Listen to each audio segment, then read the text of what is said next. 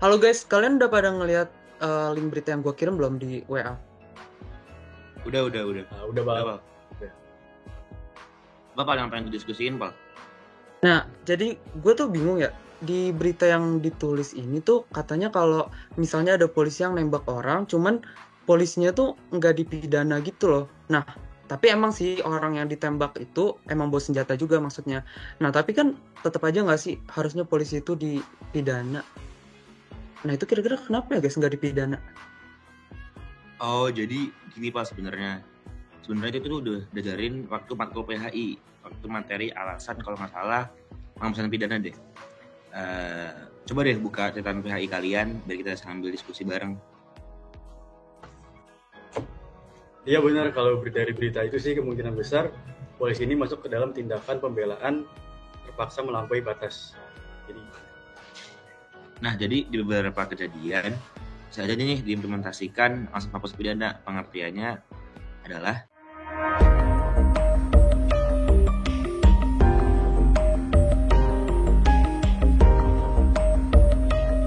Oke, Pak. Jadi apa pengertian dari alasan penghapus pidana? Alasan penghapus pidana adalah peraturan yang ditunjukkan kepada hakim. Peraturan ini menetapkan berbagai keadaan pelaku yang telah memenuhi perumusan delik sebagaimana telah diatur di dalam undang-undang yang seharusnya dipidana, akan tetapi tidak dipidana. Nah, menurut Memoir van Telsing, ada dua alasan penghapus pidana, yaitu yang pertama alasan pemaaf, yaitu pelaku tidak bisa dipertanggungjawabkan perlakuannya dalam artian gila. Pasal 44 KUHP pidana, pasal 44 KUH pidana tidak sehat jiwanya atau gila. Yang kedua ada pasal 48 KUH pidana terpaksa. Lalu pasal 492 KUH pidana membela diri melampaui batas. Yang terakhir ada pasal 51 ayat 2 KUH pidana menjalankan perintah yang dianggap sah. Lalu yang kedua juga ada namanya alasan pembenar. Itu perbuatannya tidak bersifat melawan hukum. Contohnya eksekutor. Nah, jika kita lihat pada pasal 49 ayat 1 KUH pidana itu membela diri. Yang kedua pasal 50 KUH pidana menjalankan undang-undang.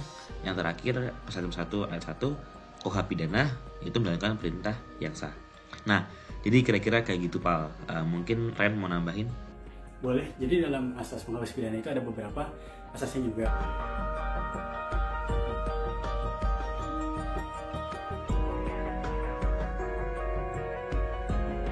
Jadi aku akan menjelaskan beberapa asas yang terdapat dalam penghapusan pidana. Yang pertama yaitu asas proporsionalitas, yaitu asas yang menekankan keseimbangan antar tindakan. Contoh keseimbangannya yaitu ketika seorang melakukan pembelaan terpaksa, harus ada serangan terlebih dahulu baru bisa membela. Kalau belum ada serangan terlebih dahulu, maka tidak bisa menyerang juga. Maka nanti penyerangan tersebut akan dinilai keadaan pembelaan terpaksa. Kalau pembalasannya tidak seimbang, maka tidak bisa dikenakan alasan penghapus pidana alasan pembenar. Yang kedua yaitu asas subsidiaritas, yaitu kadang suatu tindakan itu mendapatkan balasan yang melebihi dari serangan, yang termasuk ke dalam terpaksa yang melampaui batas. Contohnya ada begal yang ingin membunuh korban, namun ternyata dengan alasan membela diri, korban duluan yang membunuh begal dan dengan tidak sengaja. Ketika jiwa korban tergoncang dan tidak bisa mengontrol diri, maka korban diberi alasan penghapus pidana yaitu alasan pemaaf. Yang ketiga yaitu asas culpa in causa, yaitu seseorang tidak boleh mendapatkan keuntungan dari apa yang telah ia lakukan yang membuat orang itu rugi.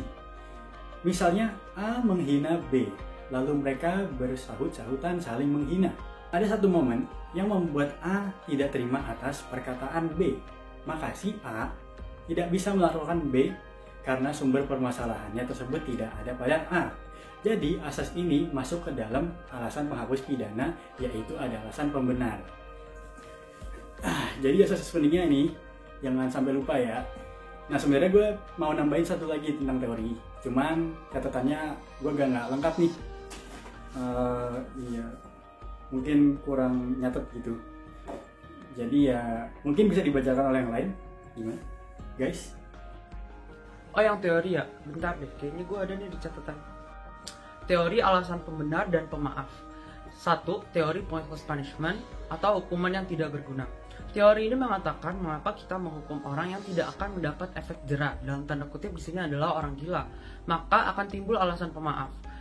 Karena tujuan penghukuman seseorang itu untuk membuat efek jera, namun buat apa kita menghukum orang gila yang tidak bisa mempertanggungjawabkan perbuatannya sendiri. Yang kedua itu adalah theory of lesser evil, tentang tingkatan kejahatan.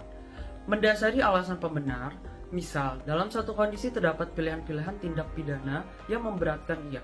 Ketika orang tersebut memilih yang paling menguntungkan dia dan meminimalisir kerugian yang diterima, maka orang tersebut tidak dapat dipidana karena sedang mempertahankan hidupnya. Misal, pemadam kebakaran dan ambulans melanggar rambu dan lampu merah karena ingin menyelamatkan nyawa seseorang. Jadinya pemadam dan ambulans tidak bisa dituntut karena ingin menyelamatkan nyawa seseorang. Yang ketiga itu adalah theory of necessary defense, yaitu teori pembelaan yang diperlukan. Teori ini bisa masuk ke dalam dua bentuk alasan penghapus pidana, bisa pemaaf maupun pembenar. Disebut teori gabungan karena pembelaan ada dua jenis, yaitu terpaksa dan melampaui batas.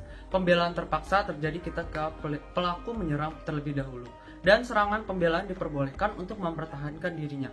Pembelaan melampaui batas terjadi ketika ada guncangan dalam diri yang membuat tidak bisa mengadilkan dirinya. Nah, jadi kalau yang teorinya sih di catatan gue itu doang ya. Nah, gue gak nyangka juga sih ternyata udah dibahas di PHI ya tentang alasan pembenar dan pemaaf. Ketahuan deh gue jadi jarang baca. Iya, makanya lu baca kali review-review. Yaudah oke, BTW makasih banyak ya Ren, Vicky, maaf ya ganggu waktunya. Sama-sama, Pal. Izin live ya, bro. Oke. Dadah. Ya.